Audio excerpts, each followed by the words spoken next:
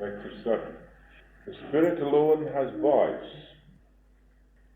The godless draw the sword and bend their bows for murder. Sword runs into their heart, and their bows shall be broken. Psalms 37:14-15. That is exactly what takes place in the world today.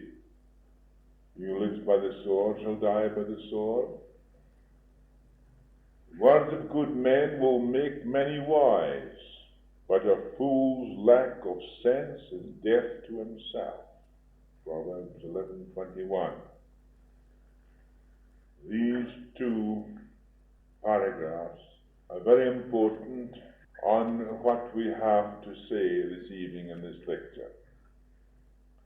Speech is one of the great marvels of God's creation. The combination of thoughts and words express what is in the mind of man. Have you ever thought of the deep mystery of how thought becomes speech? Or how the brain, the vocal organs, the throat, the mouth, the teeth, the tongue come into play to express a thought in the form of sound words? We speak. We utter a sound. Do we realize what happens when we utter a sound? How the whole body, even the chest, the lungs, the brain, the nerves, the mouth, the tongue, the teeth, everything moves in absolute position to produce the word. The thought becomes the word in form. The thought that is traveling at a high rate of 186,000 miles per second is reduced to sound, rate of 700 miles per hour, so that you can hear the thought in a word. That is what's happening now. The Spirit alone has voice. The Spirit alone creates the word. Nothing else can create a word except the Spirit. There is no other form, no other power that can create the word or the voice but the Spirit. And the Spirit alone has voice. That is the creative power of the Spirit, the thought and sound. Eloquence is the skill of selecting words, giving them harmony and rhythm through a voice tone that is vibrant. Think of the power of words specially selected and expounded through a voice personality that can sway millions. Words that sink deep into the soul to stir the human heart into a response that nothing else can. Here we see then a voice of the Spirit. And it's according to the enlightenment of the individual that enables that person to speak with eloquence or with ignorance. Wisdom is a gift of God, and he who wants wisdom can get it. He only has to ask, and he shall receive. But those who ask amiss shall not receive the wisdom that gives true expression to the word of the Spirit, because the Spirit itself is wisdom. Where do you see wisdom in the world today? Are there many words of wisdom spoken in the world today? The secret lies in the fact that they do not know the mechanism that God created for the purpose of expressing himself. But man has taken hold of the tree of knowledge of good and evil, and is beginning to expound that tree to the detriment of the whole of humanity. No one has yet seen the great truth of the one tree of life that has its roots in God, and very few have clung to this, which is the salvation of the world. The people are always found in this duplicity of good and evil. The tree that you are told that you are not to eat the fruit thereof, lest you die in your ignorance. That tree grows out of man's mind. And by doing so, man has led himself into the trouble he is in today. But the miracle will take place. Mark you this.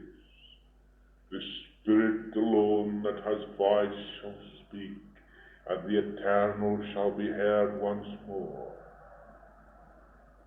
In the hearts of men, the eternal speaks. That great saying is a truth that shall manifest in the minds of people when they have found out they've been carried away with the tree of knowledge of good and evil.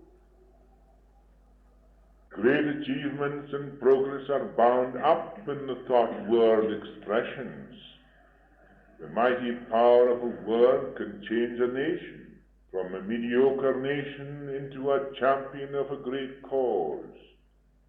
Jesus was master of thought word expression. He also turned a few fishermen into the greatest word power machine the world has ever known. And in fact, each and every one of you can become one of these word power machines for the expression of the truth of life itself, to discern all the things that are false. When I tell you it is necessary for you to discern the error, don't worry about the truth. The truth exists eternally. You can't create the truth. Don't worry about it. It exists now. All you have got to worry about is the errors, and then discern them and dissolve them. And when you do that, you will let go of this tree of knowledge of good and evil, and you will find the tree of life. Don't worry about the truth, I say. Don't worry about it. The truth is, you cannot spoil it. You cannot destroy it. No one can destroy the truth. No one can argue about the truth. It's beyond the mind. Therefore, how can you argue about something that's beyond your mind? You can only argue about something that is in your mind. And what's in your mind is error, is a belief, an idea, an image of the truth which is not the truth. Therefore, I say to you, forget the truth and discern your errors. And when you have discerned these things that are causing you all the misery, you will know what they are, and the misery will pass, because you will no longer perpetuate the error. It's necessary that you have these words to know and understand the meaning. And don't listen to anybody that can tell you the truth, because he does not know it. He's leading you up the garden path. St. John says, in the beginning was the Word, and the Word was with God, and the Word was God. In another translation in Moffat's, it says, in the beginning was the Word, and the Word was with God, and God was that Word. With this great occult truth, the profound secret of creation is revealed. God spoke the word of creation, and creation came into being. Here we see the magical power of thought and sound in the form of the Word. This combination nothing can withstand, for it is the essential instrument of universal creation and expression. If the consciousness withdraws itself from all creation, no creation or relative creation could exist, because the consciousness alone holds creation within itself. Consciousness is the boundary of the invisible, unlimited boundary in which there is no outside. Consciousness envelops the whole of the universe, and everything is within the consciousness of God. And the consciousness of God is within everything. There is a paradox that we have to understand in relation to the relative world in which we see and understand. It is the relative world that we see, the relative world that we are studying. We see everything that's relative. Even your thoughts are relative. When you think of God, you make God a relative God, do you not? Something outside yourself, an image in your mind. Do you not pray to this imaginary God? You pray to an image. Is that not idolatry? Most of your prayers mean nothing. How would you truly pray? Jesus said, God is spirit. You pray to God in spirit and reality. God is spirit, the only creative, existing power in the universe, because nothing can come into being except through spirit. And spirit is the word, and the spirit alone has voice. And that is why in the beginning was the Word, and the Word was with God, and God was that Word. That is creative. Here we see the magical power of thought and sound in the form of the Word. This combination nothing can withstand, for it is the essential instrument of universal creation and expression. The masters are aware of the potency of sound and cultivate a tone of voice that creates harmony and creative action. They know the power of a word spoken with the understanding of the truth behind it. If you look into your own minds and think of the words that you speak, are there any truth behind the words you speak? Do you speak from your own emotional habit patterns, which you have created and established within yourselves, that you have not discerned? Therefore you speak from ignorance.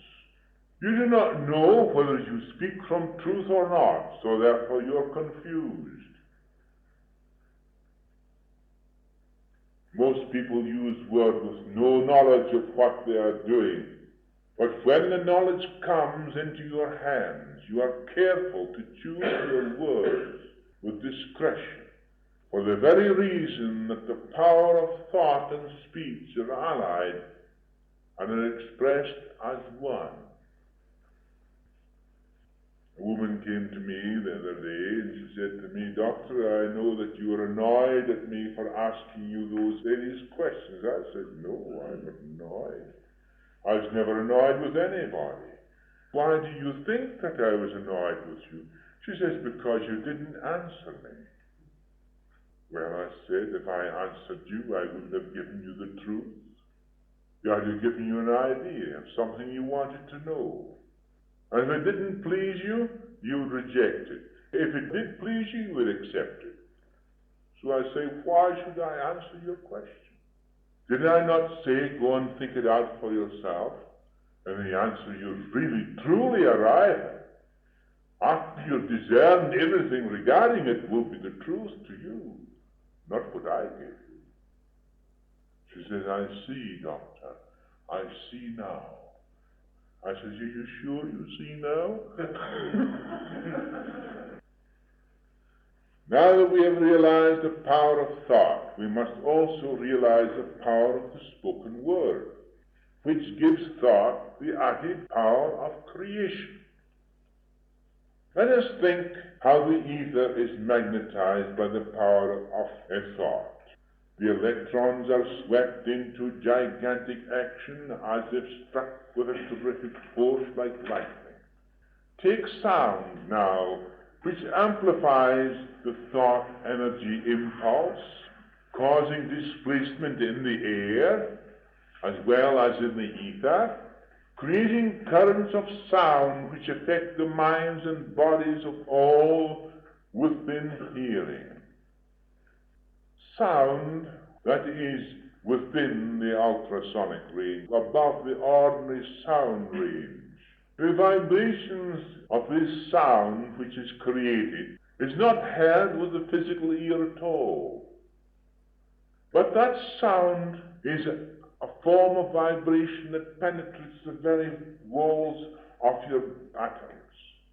It interpenetrates the tissue, the structure of the body. It passes through you just as light would pass through you also, that is vibrating at a higher rate of vibration than 750 vibrations per second. There are lights that are flowing right through you.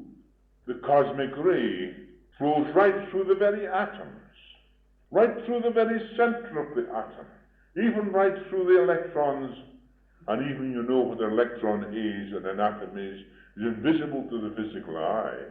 Yet these rays pass through them and cause a change to take place in the atoms. A change for creating and building, and also the change for disintegrating the same atoms. So you have a building process and a disintegrating process, all going on, controlled and directed by a cosmic ray, a force of intelligence that passes through every cell of your body. Supposing you could control these cosmic rays, what would you do with them? You'd be the most powerful individual upon the earth, would you not? Yet you have the capacity to do so, but you don't know it. Time will reveal that man has all power given unto him in heaven and on earth, above and below. Most people use words with no knowledge of what they're doing. Let us think how the ether is magnetized by a power of a thought. Electrons are swept into a gigantic action that's struck by a terrific force of lightning. Take sound now, which amplifies the thought energy impulse, causing displacement in the air, creating currents of sound which affect the minds and bodies of all within hearing. When the word is spoken, the thought has added force behind it, for it sets up vibrations in the atmosphere, similar to thought waves in the ether, and they are joined together for the purpose of bringing the thought that is traveling at 186,000 miles per second, and they both mold together into a vibration that is traveling at 700 miles per hour. Therefore, that high velocity is now condensed into the atomic structure which you see with the physical eye, because sound is nothing more than vibration, and vibration is everything. Creation is vibration. Thought is vibration. Thought and sound are the two things that mingle together to bring down the vibration of the atoms, those electrons, those etherons, bring them down so that they are mingled together and brought into and condensed into a form that becomes a physical thing known to you as physical or material. But material things are nothing more than this ether itself modified and condensed, visible to you, also to the touch. All is vibration. When Jesus uttered the words, "Be still," the storm abated. Not only did the winds drop, but also the waves, which revealed the greater expression of the word, "Be still." The stillness was complete. Yet, when understood, there is no miracle about it, but that a scientific law was revealed of which he was aware. He was aware of all the elements that existed. He controlled the ether vibration. He controlled the air vibration. He controlled the fire or expansion vibration. He controlled the water or condensing vibration. He controlled the earth, the contraction vibration. He controlled all these elements, which are the 5 elements which the masters use in the purpose of reducing ether in vibration to a phenomena which you see as the physical thing. Jesus was aware of all these things because he was a master of nature. And what I have seen, and I've been taught by the masters myself, I am given to you just the knowledge that I know to be true. And these things are not a fantasy, but an expression of the Spirit. The Spirit alone has voice. Jesus knew that the Spirit alone had voice, and the Spirit alone was creative. It created all things in the beginning. It was the creative principle that existed in man. Therefore, by his voice, be still. Not only did the winds obey, but the waves also, which proved the stillness of his own mind. In choosing one's words and speech, there must be an intelligent understanding of the underlying principles involved. The thought must be bound up in the words expressed.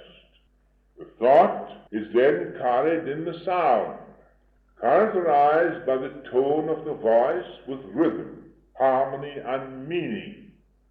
This produces an intelligent electric impulse carrying the thought or idea as its nucleus. Think into your own minds and see if your words are expressed in this way. Now think what a wonderful and gigantic power is placed in the hand of man. The masters say that this knowledge should only be given out to those who have developed spiritually. For if used by those who've acquired this knowledge without spiritual understanding, untold havoc can be done. It has been done in the past, and havoc has been done among people in the past, and havoc will be done among people in the future. A person without spiritual understanding has grasped this knowledge. By power of his word, he has brought millions of people under his spell and led them to destruction, and himself as well. Same things are happening today before your eyes. Right through the whole world this is taking place. And what is the cause of it? Confusion in the mind of the people. Your minds are confused. I know they are confused. You read your papers morning, noon, and night. You hear one side and another. You do not know what is truth and what's not true. Therefore you have lost your own self-confidence because you put your confidence on someone else. You believe that they know more than you do. Therefore you're too lazy to think for yourselves. Consequently, you follow a leader that leads you into destruction. But if you have sound common sense, you will know that you are in confusion. And if you know that your mind is confused, then the first thing to do is to get out of that confusion and think for yourselves. Confusion comes about through lack of self-confidence. You have no confidence in yourselves because you are swayed by the words of another. Where does the truth lie? In yourselves.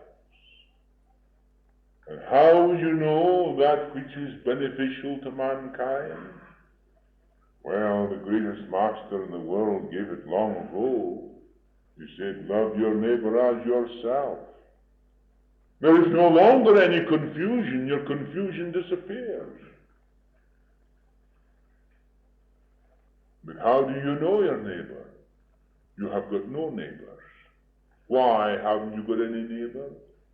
Because you treat your neighbor as a piece of furniture for your own benefits. As your relationship to your neighbor, so is your relationship to God. And then you call yourselves children of God. I am a child of God. Oh, yes, you're a child of God, but you act like a heathen. That is truth. Unless I tell you those truths, you would never look into your minds to see where you're going. Let us examine what takes place when thought is formed into words and sounds. The thought creates impulses in the brain cells connecting with nerves reaching the lungs, the vocal cords, the tongue, the lips, the mouth, the palate, the jaws, the teeth, the nose, the head, the chest, the diaphragm, etc. All these come into play to give voice to the thought and to give thought sound. It has gained a natural existence in the relative world, the world of effects. The voice discloses the character and quality of the person giving expression to the thought. The voice is the audible representation of the quality of the mind. That is why voice personality is so important in all walks of life. It is this combination that gives life to the thought in sound words. Where is your voice? Your head is the dome of the sounding box through which the sound flows outwardly in all directions. I speak my voice sounds there and everywhere down to the end and right away back as well, because here is the sounding dome, the head, so the vibrations flow out in all directions. With it the thought and sound and mingle together, and when you hear my voice, you know my thought, because they are both together mingled as one. Thought is a living entity expressed from life itself. The word is also a living entity expressed from life, for there is nothing else that can express voice in its original form. Thought is an electromagnetic force that magnetizes the ether. Sound is also an electric impulse that magnetizes the atmosphere. Thought is an ether wave, and sound is an air wave, combined for the purpose of creation. The Word that was in the beginning was the Word of God, the Creator of all things in heaven and on earth. The inner and the outer become one by thought, word, sound. Therefore, thought and word have the same creative force when combined by the living force expressing it. I am alive and living. I am life. I alone have voice. That spirit that is alive alone has voice. That is the power of the spoken word. Life. Are you beginning to understand the power of the word that was spoken by the Master when he silenced the storm? Have you now confidence in your own words, or are you still in the kindergarten stage? God travels at a speed of light 186,000 miles per second. Sound travels at a rate of 700 miles per hour. The transformation of ether into material is in exact proportion to the thought which is caught up in the ether and condensed into the slower vibration represented by sound. Here lies the power of the Master's words. Ether is materialized by the combination of thought and sound. The word transformed the thought into form. Arise and walk. There is no division anywhere. There is only wholeness and completeness. Division exists only in your mind. It's an illusion. It's a belief. It's through the senses you receive these feelings of sense of separation. But your senses are lying to you all the time. They can only give you vibrations of light and sound and touch. And you create those vibrations in your own mind, which in themselves are only electromagnetic. The eye catches vibration of light. The image of that vibration is in the pupil of the eye. It is transferred in the electromagnetic vibrations which pass through the optic thalamus into the optic center at the back of the head. There is dissected into various things, and through the various centers of conception in the brain, so you have then color, size, objection, and so forth. So the mind builds a picture of what is seen through these vibrations, all in the fraction of a second. Therefore, everything is mental, because all your senses, all your images are mental. So everything is mental. If you know everything is mental, then you can change it, can you not? The master's knowledge of the fact is that everything was mind, was mental, was his power over everything that was physical, because physical was a modification of that which was mental. I'm telling you knowledge now, perhaps I shouldn't be giving out, but I know perfectly well the majority will never use it. Anyhow, you are sufficiently spiritualized to understand you will not use it to the disadvantage of yourself and others. Ether waves and air waves, equal thought and sound, both are united in all that is material in nature. The ether wave is in the material as well as the sound wave is in the material. Both are carried in the material. The sound of the ocean can be heard in the seashell. The vibration of the sound of the sea is caught up in the atoms of the shell. Each individual molecule of the shell resounds the harmonious song of the sea. Even those walls receive the sound of my voice. And if you had an instrument, a magnetic instrument who could extract this sound as it is extracted from the wire in that instrument there, my voice is put onto that wire there, magnetized, and that voice can be extracted again from that wire. So it can be extracted from the walls. So it can be extracted from the ether. So can my thoughts also be extracted from the ether, because there is nothing lost. Oh, could I make you understand the most wonderful thing in the universe? You. Nothing outside you is so great and is so magnificent as yourself.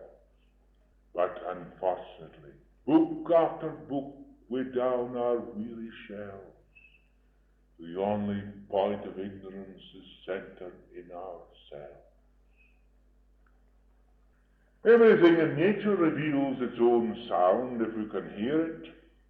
Electrical instruments have been created which reveal these sounds. Everything in nature is electrical, carrying its own vibration both in the ether that interpenetrates the object as well as the molecules that make up the object.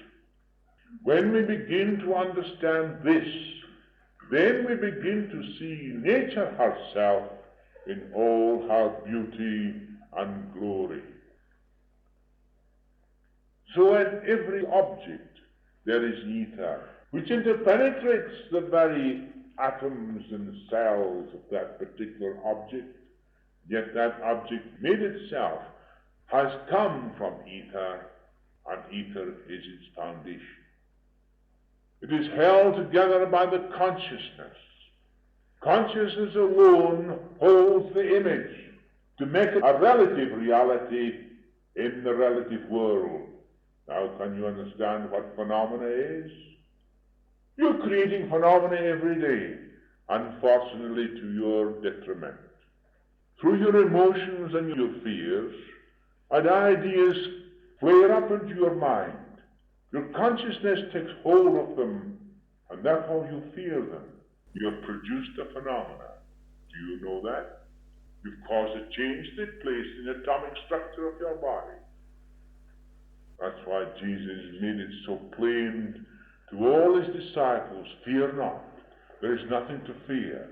He put a tremendous stress upon to fear not, to eliminate fear from the mind of man. The masters explained nature to me by the sound of the Om, which I will deal with later. The pulsation of the heart is the rhythm of life, inaudible, being expressed in sound audible. The Om then becomes the most powerful word expression that man can give. Because what does Om mean? Om means the completeness of everything, omniscience, omnipresent, omnipotent, omniscient, and then omnipotent, and omnipresent.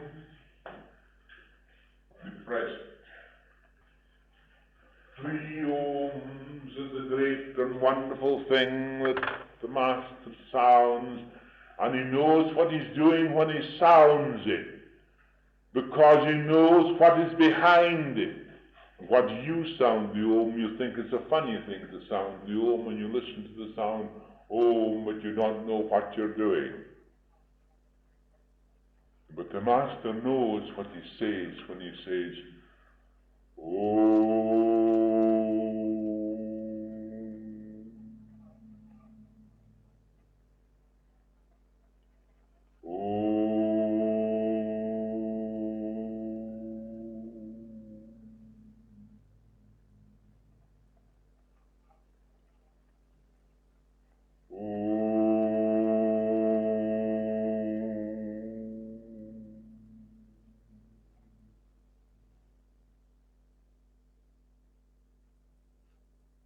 Then he sounds the Om silently.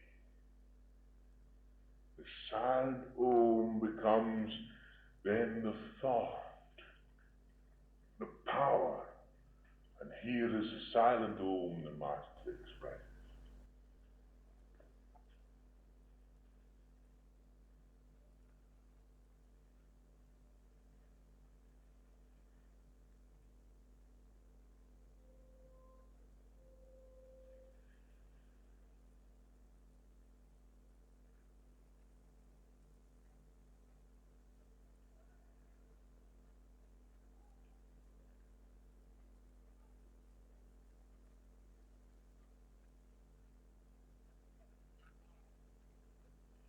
The last Om was the most powerful because it was omnipresent, present everywhere. It went all through everywhere. First it was omniscient, all knowledge, all wisdom. Then it became omnipotent, all power. And then it became omnipresent, everywhere.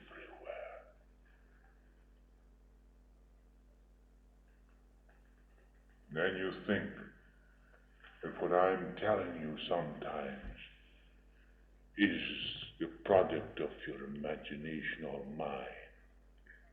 Let me tell you this, that what I am telling you now is the most glorious truth that man can find within himself. And if he dares to use it against his fellows, then it returns unto himself. Has it not been since time immemorial? If anyone tries to dominate another, even individual, group, or nation, or whatever the case may be, that group, individual, or nation is building the structure for its own destruction.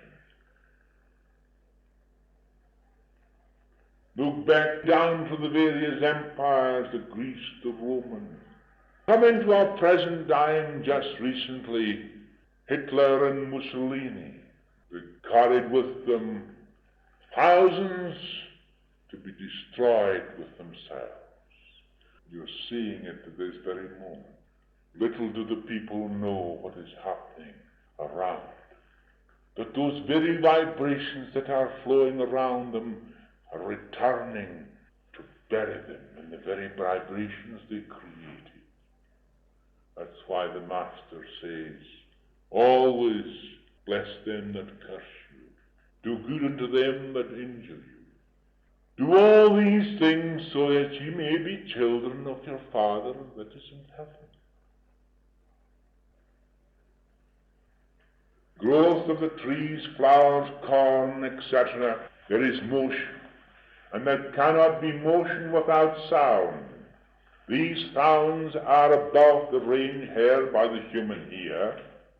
Nevertheless, there is sound in what is called the ultrasonic realm. This is the realm of the Deva. The Deva is a word given to reveal the occult or inner activity of an intelligence working on a level beyond the range of sound heard by man. I'm not going into these occult things of the Deva because it is not our purpose. But many of you have heard of these things but have not understood them. Within man there is a mechanism that can sense the vibrations of sound, and when man has developed sufficiently, he can catch this vibratory motion, and by the power of his thought and word can change the entire motion. This is known as transformation of substance. By this method, the Master can hasten the growth of a flower or plant or tree from its seed to its fully grown state in a few hours. This developed sense reveals the existence of immense forces awaiting the sons of God to work upon the secret process of actually growing a tree out of a seed within an hour. Lies hidden the knowledge of the ultrasonic vibrations which combine the elements hydrogen, nitrogen, carbon, phosphorus, etc., etc. There are 5 natural elements behind all elements. These are ether, air, heat, water, air. Each of these elements have spirits or devas which control them. But man has been given all power on heaven and on earth, and these devas obey him. The devas of fire, the devas of the ether, the devas of the heat, devas of the expansion, devas of the contraction, and the devas of cohesion. Little do you know about the great source of power and knowledge that the Masters know. Do you know that in the mind there is the greatest microscope, greater than any electronic microscope could ever reveal to you? There is also the greatest telescope, greater than any telescopes could ever be invented by man. There is all the instruments that man could ever create for seeing into the relative world. These are hidden within man's mind himself. There is no book written, or can ever be written, that cannot be fathomed in that mental library of man himself. There lies the secret of all things, and yet it is an open book for man to find.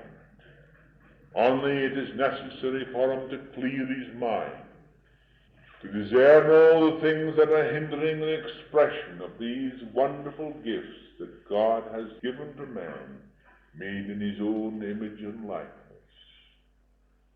The Father hath life in himself. He grants the Son to have the same life in himself.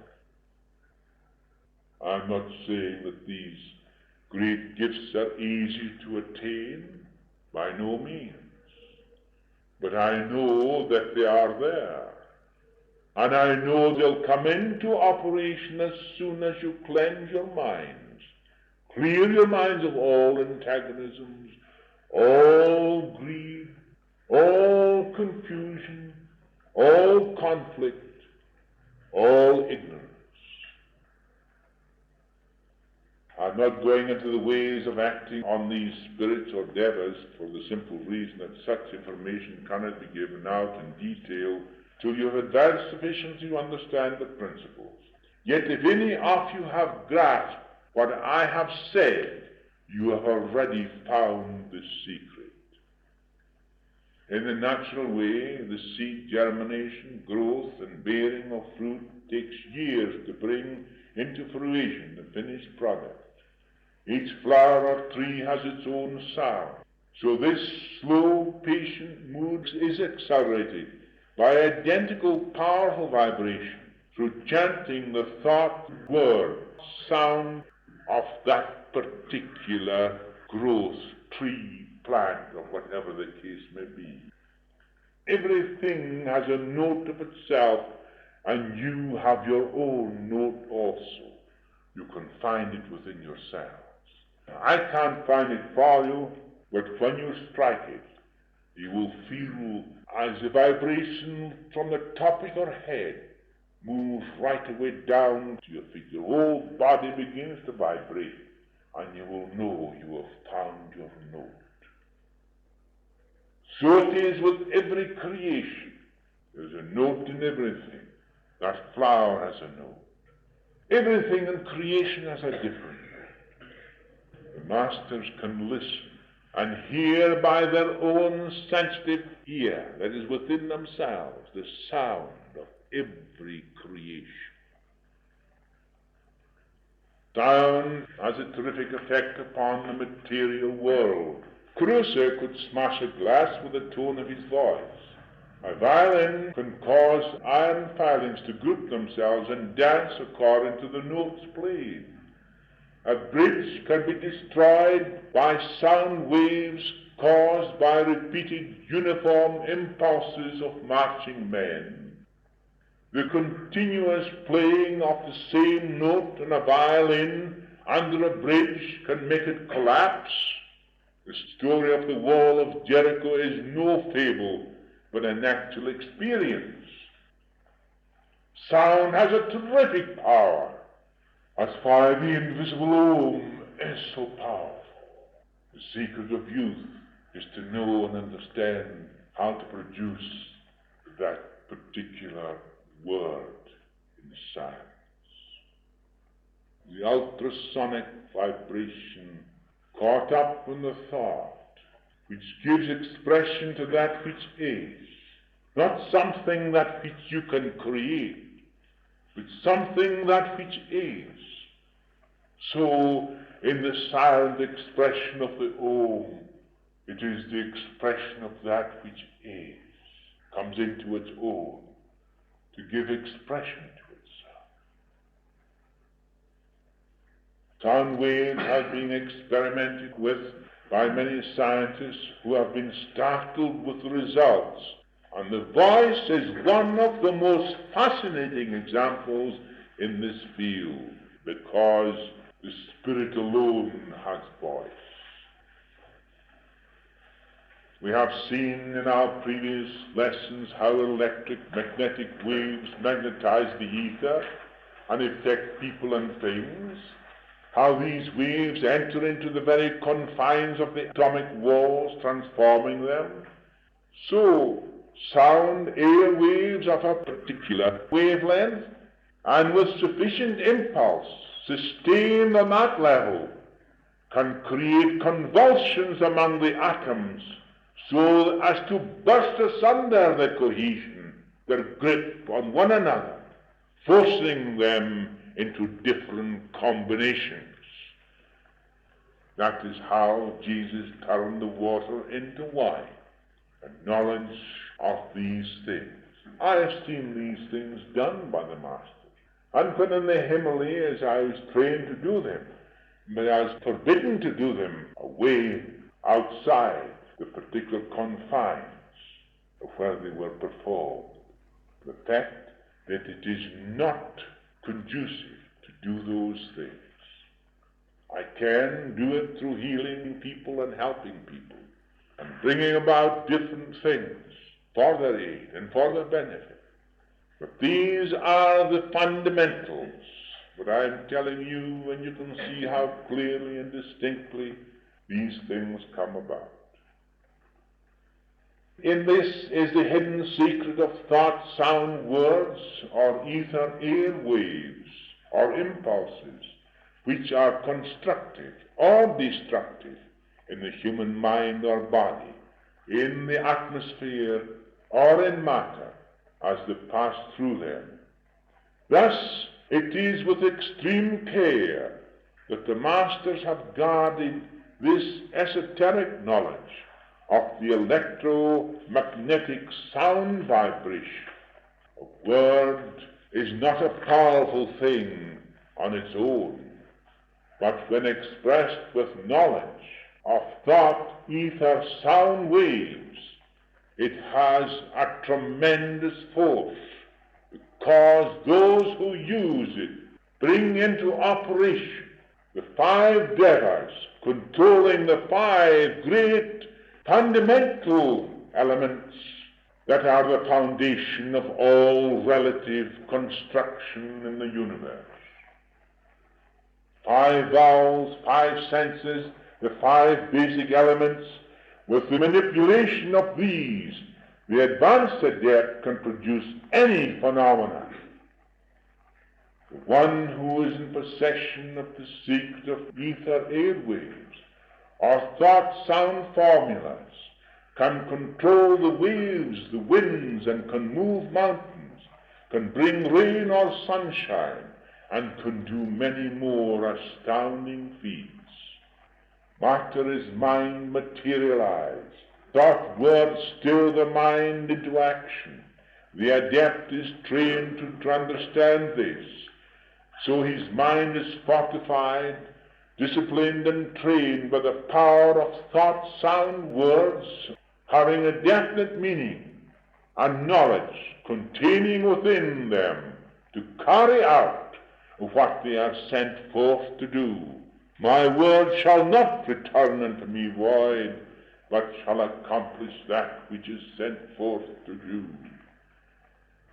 Most people make their affirmations with the idea of overcoming something else, with the result that this something else is stimulated, and the affirmation does more harm than good.